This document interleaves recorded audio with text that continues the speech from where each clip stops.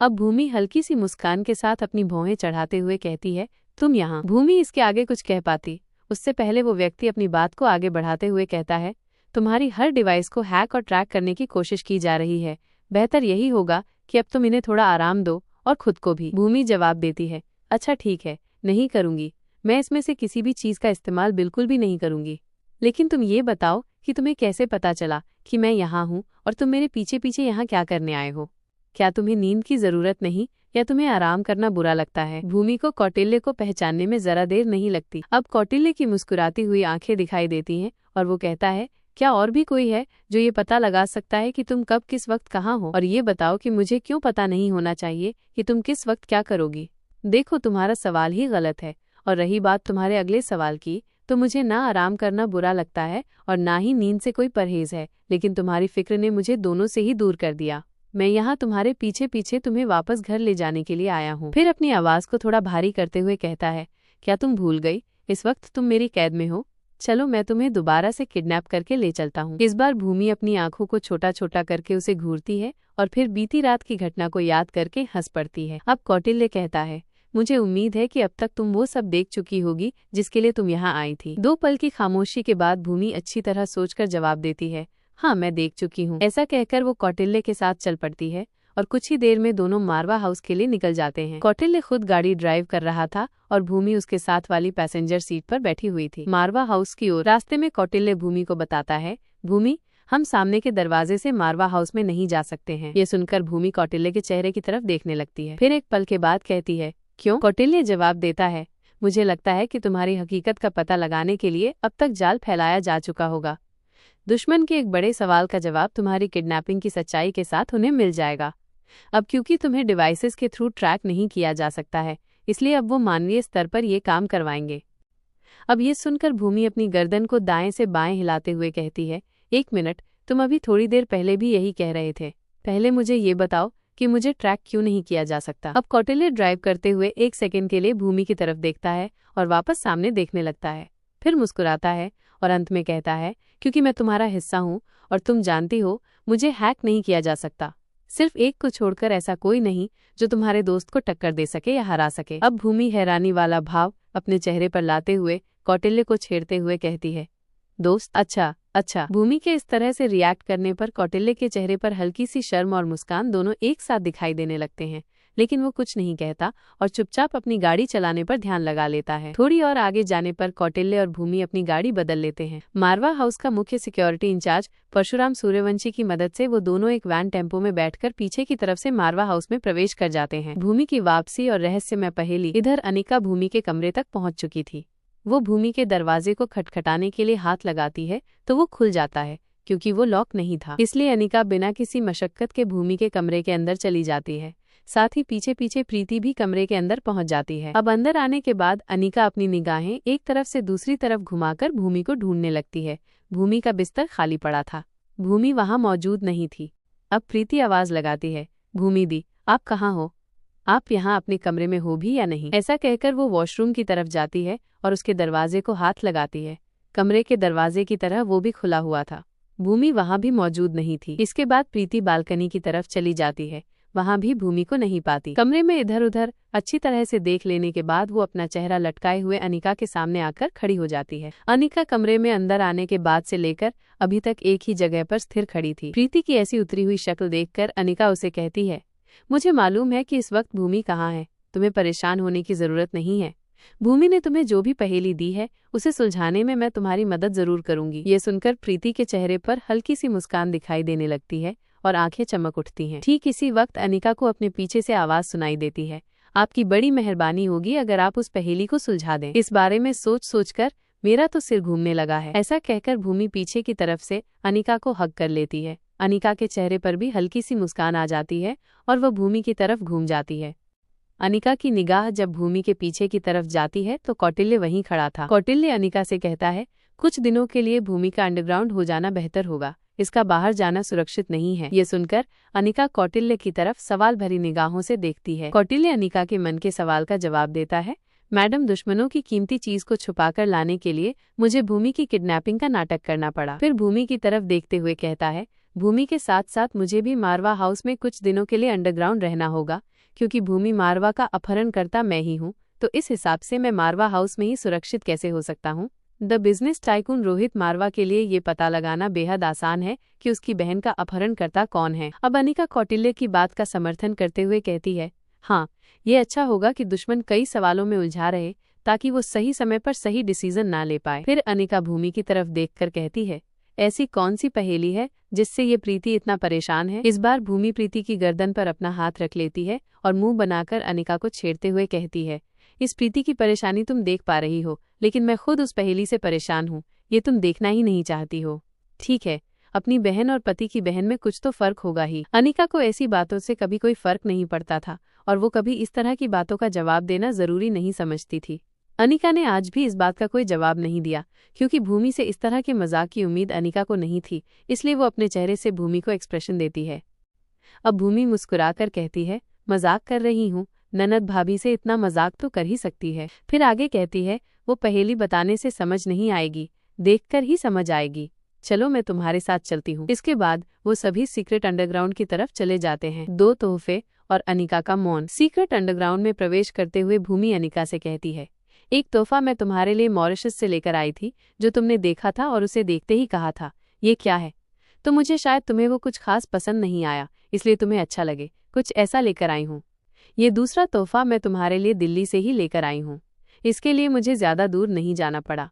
अब तुम बारी बारी दोनों को खुद ही अपनी आंखों से देख लो, उसके बाद तय करो कि तुम्हें दोनों एक बराबर पसंद आए या उनमें से कोई एक ज्यादा पसंद आया या फिर तुम्हें कुछ भी पसंद नहीं आया। ऐसा कहकर भूमि बड़ी ही मुस्कुराहट के साथ कौटिल्य की तरफ देखती है। कौटिल्य हल्के से मुस्कुरा देता है। उसके बाद भूमि प्रीति की तरफ देखकर मुस्कुराती है। प्रीति के चेहरे पर मुस्कान की जगह उसकी परेशानी दिखाई देती है और ये सुनते ही वो अपनी परेशानी का स्तर जताने के लिए अपना एक हाथ चलते चलते भी अपने माथे पर 2-3 बार थपथपाती है। अनिका सिर्फ भूमि की तरफ एक निगाह देखती है और कोई प्रतिक्रिया नहीं देती। भूमि की इच्छा के अनुसार अनिका पहले एक केबिन में जाती है और बाकी सभी बाहर खड़े रहते हैं।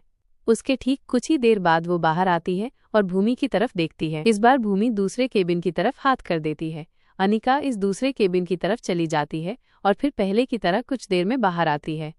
बाहर आने के बाद वो विवेकानंद पोज में खामोश होकर खड़ी हो जाती है। सीक्रेट अंडरग्राउंड, पहेली और नए लक्ष्य। मारवा हाउस के सीक्रेट अंडरग्राउंड में भूमि उत्सुकतावश कहती है, खामोश रहने से काम नहीं चलेगा, जल्दी से हमारे उस उलझे हुए सवाल का जवाब देना है। अनिका कुछ कहती उससे पहले ही प्रीति अपने परेशानी वाले हाव भाव के साथ कहती है, क्या भूमि दी, आपको मजाक सूझ रहा है? यहाँ मेरा हलक सूख रहा है। क्या एक ही कम थी जो आप दूसरी उठा लाईं? ये कोई सवाल नहीं बल्कि बवाल है। इतना कहने के बाद वो भी अनिका के चेहरे की तरफ ताकने लगती है। 2 पल बीत जाने के बाद अनिका कहती है, तुम्हें सिर्फ इसे देखने का नजरिया ठीक करना पड़ेगा और तुम्हारी समस्या हल हो जाएगी। तुम जिसे सवाल समझ रहे हो, दरअसल वो एक बड़ी पहेली का जवाब है। इतना कहने के बाद वो प्रीति की तरफ देखकर कहती है, तुम इन दोनों के ब्लड सैंपल ले लो और उसकी रिपोर्ट पर फोकस करो। फिर भूमि की तरफ देखकर कहती है, अब क्योंकि तुम हर वक्त मारवा हाउस में ही हो, इसलिए पहले अच्छी सी नींद लो और उसके बाद इन दोनों को अलग अलग खुराक दो। उसके बाद सच, झूठ, सही, गलत खुद सामने आ जाएगा। जैसा कि मैंने पहले ही कहा, तुम कोई नई पहेली नहीं बल्कि हमारी पुरानी पहेली का जवाब लेकर आई हो। भूमि कहती है, मैं कुछ समझी नहीं। अनिका जवाब देती है, सब समझ जाओगी, थोड़ा वक्त और रुको। एक बार ये जब बोलना शुरू करेगी तो तुम्हें सब समझ आ जाएगा। फिर एक पल रुककर अनिका अपना एक हाथ आगे करके कहती है, अरे हाँ, मुझे याद आया, तुम्हारे लिए सरप्राइज मेरे पास भी है। ऐसा कहकर वो एक केबिन की तरफ हाथ करती है और कहती है, तुम भी एक बार देख लो। यह सुनकर भूमि के चेहरे पर गंभीरता के भाव आ जाते हैं और वो अपना एक हाथ अपने सिर पर रख लेती है। एक पल का वक्त लेने के बाद वह कौटिल्य की तरफ देखती है और फिर केबिन की तरफ बढ़ जाती है। कौटिल्य भी उसके साथ साथ इस केबिन की तरफ चला जाता है। कुछ पलों के बाद भूमि वापस आती है और कहती है, इट्स नॉट फेयर। मैं सोच रही थी कि तीसरी गिफ्ट के तौर पर तुम्हें यहीं देकर सरप्राइज करूं, पर तुमने तो मुझे ही शॉक कर दिया। अब अनिका पूरी तरह से अपनी जगह पर स्थिर हो जाती है। उसकी आंखों की पुतलियां भी इस वक्त एकदम शांत थीं और आवाज में रोब सुनाई दे रहा था। वो कहती है, अब मैं और देर बर्दाश्त नहीं कर सकती, बस अब बहुत हुआ, मुझे आकाश चाहिए, उसके लिए चाहे जो करना पड़े। अनिका की बात सुनकर भूमि हैरान होती है, लेकिन वो अनिका से कोई सवाल पूछ पाती उससे पहले ही अनिका प्रीति की तरफ देखकर कहती है, कोई भी उलझन हो तो तुरंत मेरे पास चली आना। इसके बाद भूमि की तरफ देखकर कहती है, अगर ये मुंह ना खोले तो तुरंत मुझे बताना। फिलहाल तुम्हारे लिए 2 नहीं 3 क्रिमिनल हैं जिनके तुम्हें मुंह खुलवाने हैं, और जिनके मुंह नहीं खुलते उनसे सच उगलवाना मुझे आता है। इसके बाद वो तीनों की तरफ देखकर कहती है, एक पहेली कल रात मुझे भी मिली है, उसे भी अभी के अभी सुलझाना बेहद जरूरी है, मुझे अभी जाना होगा। इतना कहने के बाद अनिका बिना किसी को कोई मौका दिए वहां से बाहर निकल जाती है। अनिका जल्द से जल्द परी के उस स्टैचू का रहस्य जानना चाहती थी। इस वक्त कौटिल्य के लिए आराम करना जरूरी था, इसलिए वो ये काम उसे भी नहीं दे सकती थी। इसलिए वो इसे सुलझाने के लिए सीधा अपनी रिसर्च लैब जाने का निश्चय करके आगे बढ़ती है। अनिका के जाने के बाद भूमि और कौटिल्य सीक्रेट अंडरग्राउंड में ही रुकने का फैसला करते हैं। इसलिए वो दोनों वहां बने हुए रूम्स में ही शरण ले लेते हैं, क्योंकि यही छिपे रहने का सबसे बेहतर तरीका था। इंस्पेक्टर पुनर्रूपन और रहस्यमय संदेश। मॉरिशस।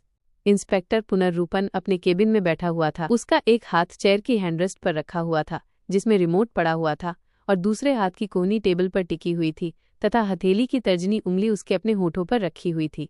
वो शेष उंगलियां मुट्ठी की तरह बंद थीं। वो केबिन की दीवार पर लगी हुई टीवी की बड़ी सी स्क्रीन की तरफ देख रहा था और मंद मंद मुस्कुरा रहा था। दरअसल आज की ब्रेकिंग न्यूज इंस्पेक्टर पुनर्रूपन की मुस्कुराहट का कारण थी। एक चैनल पर दिखाया जा रहा था, विमान विभाग का पूरा प्रशासन काफी परेशान है, लेकिन उसने सभी देशवासियों से अपील की है कि वो निश्चिंत रहें। ये सिर्फ एक तकनीकी खराबी थी जिसे ठीक कर लिया गया है। दूसरे चैनल पर दिखाया जा रहा था, विमान विभाग ने घोषणा की है कि अगले 1 हफ्ते तक विमान सेवाएं आधी कर दी गई हैं ताकि सभी विमानों का एक बार फिर से परीक्षण किया जा सके। तीसरे चैनल पर दिखाया जा रहा था, यह कैसे संभव है, ठीक समय पर परख के बाद भी इस तरह की घटना कैसे हो सकती है। एक अन्य चैनल दिखा रहा था, देशवासियों, ये खुशी की बात है कि एक बड़ा हादसा होने से टल गया। विमान की खराबी विमान के उड़ने से पहले ही सामने आ गई, लेकिन सोचिए अगर ये घटना और 1 घंटे के बाद होती तो क्या होता। एक अन्य चैनल पर सवाल उठाए जा रहे थे, इस घटना को सामान्य घटना की तरह नहीं लिया जा सकता। पुलिस प्रशासन को इसमें बढ़ चढ़कर भाग लेना चाहिए और पता लगाना चाहिए कि ये लापरवाही किस प्रकार से हुई। इंसान जल्दी के कारण विमान सेवाओं का उपयोग करता है, लेकिन इतनी जल्दी किसी को नहीं कि सीधा स्वर्गवासी हो जाए। यह सब सुनने के बाद पुनर्रूपन स्क्रीन को म्यूट कर देता है और फिर मन ही मन सोचने लगता है, ये घटना ठीक उसी समय पर घटी है जब उसने अपने काम को अंजाम दिया था। कभी कैमरा हैकिंग तो कभी सिस्टम हैकिंग, यहाँ तक कि एयरपोर्ट सिस्टम और एयरप्लेन सिस्टम हैकिंग भी। कोई नहीं जानता था कि ये सब कैसे हुआ। हर न्यूज चैनल पर खलबली मची हुई थी, लेकिन पुनर्रूपन अच्छी तरह से जानता था कि ये सब कैसे हुआ। ये घटना अचानक से नहीं घटी थी, बल्कि किसी की प्लानिंग का हिस्सा थी। इस घटना की जड़ तक कोई नहीं पहुंच पाया था। यदि इसकी जड़ तक साइबर क्राइम पुलिस पहुंच पाती तो ये भी मुश्किल था कि वो उस क्रिमिनल को पकड़ पाती जिसने इसे अंजाम दिया था, जिसका नाम था कौटिल्य। तभी उसे अपने फोन पर मैसेज की रिंग सुनाई देती है। जब वो उस मैसेज को देखता है तो ये मैसेज किसी अलग तरह के नंबर से आया हुआ दिखाई देता है।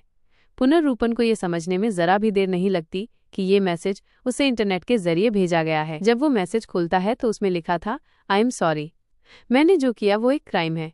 मैं अच्छी तरह जानता हूँ कि अब तक तुम जान चुके होगे कि मैंने क्या किया है। मैंने कहा था ना कि सुबह तक तुम्हें अपने सवालों के जवाब मिल जाएंगे, लेकिन मुझे विश्वास है कि तुम मेरी स्थिति समझ सकते हो।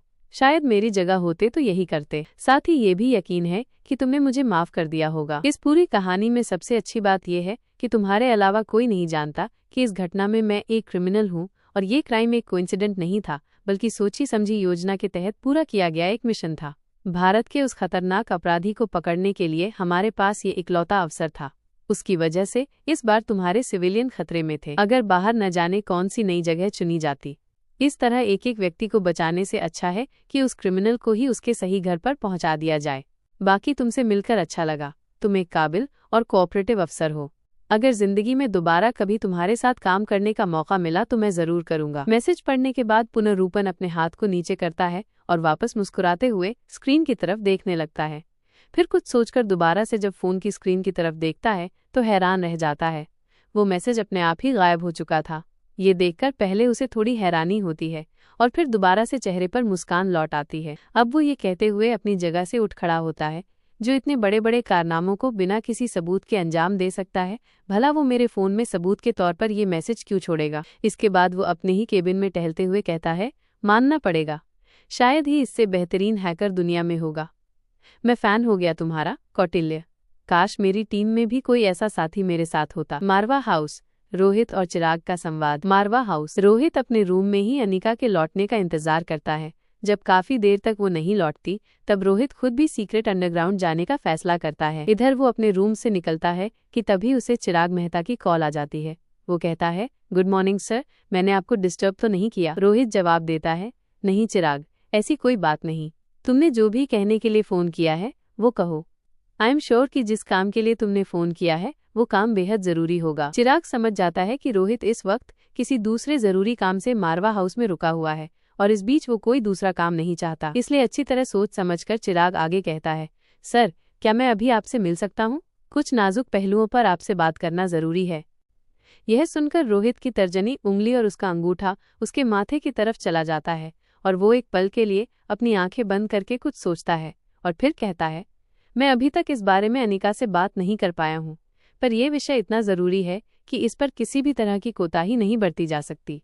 तुम वहीं रुको, मैं वहीं आता हूँ। इसके बाद वो अपना रास्ता बदलते हुए चिराग मेहता की ओर बढ़ जाता है। इधर अनिका सीक्रेट अंडरग्राउंड से आते हुए ये सोच रही थी कि सबसे पहले वो रोहित से बात करेगी, लेकिन जब वो कमरे में पहुंचती है तो रोहित को वहां नहीं पाती। अनिका को अपने काम की इतनी जल्दी थी कि वो रोहित का इंतजार नहीं कर सकती थी, इसलिए वो अपना सेल फोन निकालकर रोहित को कॉल करने के बारे में सोचती है, लेकिन कॉल करने से पहले ही उसे ख्याल आता है कि रोहित खुद उससे जरूरी बात करना चाहता था। अगर कोई बहुत जरूरी काम नहीं होता तो रोहित यहाँ से नहीं जाता, इसलिए वो तय करती है कि जब तक रोहित वापस नहीं लौटता तब तक वो स्टैचू को अनलॉक करने की कोशिश करेगी और इस काम में उसकी असिस्टेंट एनी उसके लिए एक अच्छी सहायक सिद्ध होती, जिससे उसका काम अतिशीघ्र पूरा हो सकता था। इसलिए अब वो स्टैचू और लैपटॉप दोनों को लेकर अपनी सीक्रेट रिसर्च लैब में चली जाती है। दमयंती देवी का किला। दमयंती देवी एक आरामदायक कुर्सी पर बैठी हुई थी।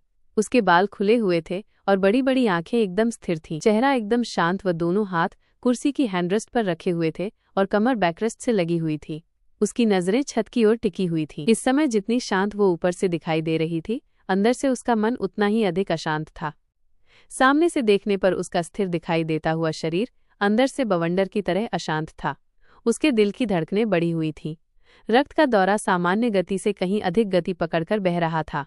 उसका चेहरा लाल दिखाई दे रहा था। ठीक इसी वक्त उसकी एक स्त्री सिपाही आकर उससे कुछ दूरी पर खड़ी हो जाती है। उसके आने की आहट पाकर दमयंती अपने हाथों की उंगलियां हिलाकर उसे बोलने का इशारा करती है। देवी की उंगलियों के अतिरिक्त शरीर में कहीं भी कोई हलचल नहीं दिखाई दे रही थी। घूंघट को स्त्री अपना सिर झुकाते हैं और फिर कहना शुरू करती है, माँ साहिब, ये पता चल गया है कि रोहित के बच्चे आज कहाँ गए हैं और किस रास्ते से गए हैं। इसके बाद इस बारे में पूरी सूचना विस्तार से कह सुनाती है।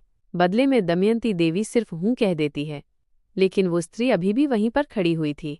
तब दमयंती कहती है, क्या कोई शोक संदेश भी लाई हो जो तरह जमी खड़ी हो? बोलो, क्या कहना चाहती हो? वह सत्री कहती है, माँ साहिब, आपका अनुमान बिल्कुल सही था। आपके अप्सरा की जानकारी शायद उन लोगों को पहले से ही हो गई थी। अप्सरा का भी कहीं कोई पता नहीं है। न जाने वो कौन सा राज था जो अप्सरा और दमयंती देवी के मध्य गुप्त था, लेकिन इतना स्पष्ट था कि वो दमयंती देवी की खास मोहरा थी। दमयंती देवी को उस पर विशेष प्रकार का ग्रह था और इसलिए वो बेहद महत्वपूर्ण बनी हुई थी। अब ये सूचना देने के बाद उस स्त्री को विश्वास था कि अब दमयंती देवी का प्रकोप उसी के ऊपर निकलेगा, लेकिन इसके विपरीत दमयंती देवी अपनी जगह पर शांति से बैठी रहती है और कहती है, वो हमारा जितना नुकसान कर सकते हैं कर लेने दो, क्योंकि इसके बाद उन्हें बदला लेने का भी कोई मौका नहीं मिलेगा। अभी हमें सिर्फ रिया चाहिए, बस एक बार हमें वो मिल जाए तो हमारे बाकी सारे प्यादे हमारे पास वापस आ जाएंगे। अब तुम जा सकती हो। उस स्त्री के अचानक से बीच में आ जाने की वजह से दमयंती देवी अपने गहरे विचार मंथन से बाहर आ जाती है। अब उसका चेहरा एकदम सामान्य हो जाता है। दमयंती देवी को पूर्ण विश्वास था कि रिया उसे मिलकर रहेगी, क्योंकि इस बार मिशन की बागडोर रुद्रमा देवी के हाथ में थी। दमयंती देवी अच्छी तरह से जानती थी कि छल के मामले में रुद्रमा देवी का कोई तोड़ नहीं। मल्होत्रा हाउस। अब तक कल रात की दुर्घटना की खबर मल्होत्रा हाउस तक भी पहुंच चुकी थी। मल्होत्रा हाउस के डाइनिंग हॉल में लगी हुई टीवी स्क्रीन ऑन थी। किशन मल्होत्रा सोफे पर बैठा हुआ था और उसके ठीक पीछे की तरफ अंजलि मल्होत्रा खड़ी थी। दोनों ही टकटकी लगाए स्क्रीन की तरफ देख रहे थे। न्यूज चैनल में दिखाया जा रहा था, पार्टी हाउस में प्रवेश करना अभी भी संभव नहीं है। हालांकि काफी कोशिशों के बाद उस पर काबू पा लिया गया था, लेकिन उसके अंदर जलती हुई आग अभी भी पूरी तरह से शांत नहीं हुई है। माना जा रहा है कि पार्टी हाउस के अंदर मौजूद कोई भी शख्स जीवित नहीं रहा है।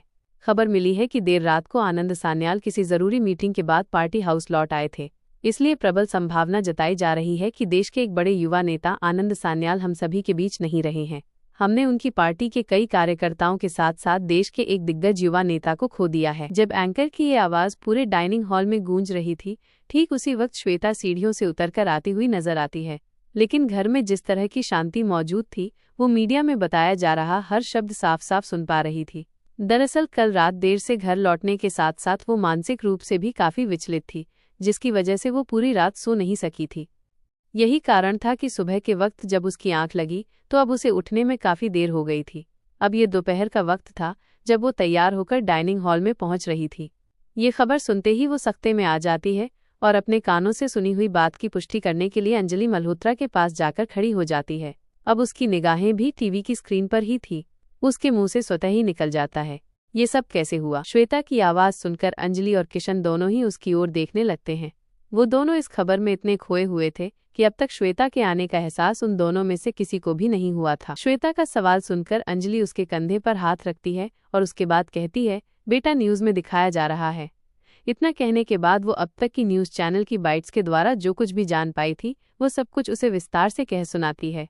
ये सब जानकर श्वेता के चेहरे पर भी मायूसी छा जाती है और अब उसे लक्ष्य के लिए काफी बुरा लगता है। वो अपने रिक्त चेहरे के साथ अंजलि की ओर देखती है, लेकिन कुछ कह नहीं पाती। दरअसल वो समझ ही नहीं पा रही थी क्या से क्या करना या कहना चाहिए। उसे रह रहकर एक बार फिर से रात की घटना याद आ रही थी और उसे फार्मेसी के दरवाजे पर मौजूद लक्ष्य का चेहरा याद आ रहा था। अब श्वेता किशन के पास जाकर सोफे पर बैठ जाती है। अभी भी वो एकदम शांत थी।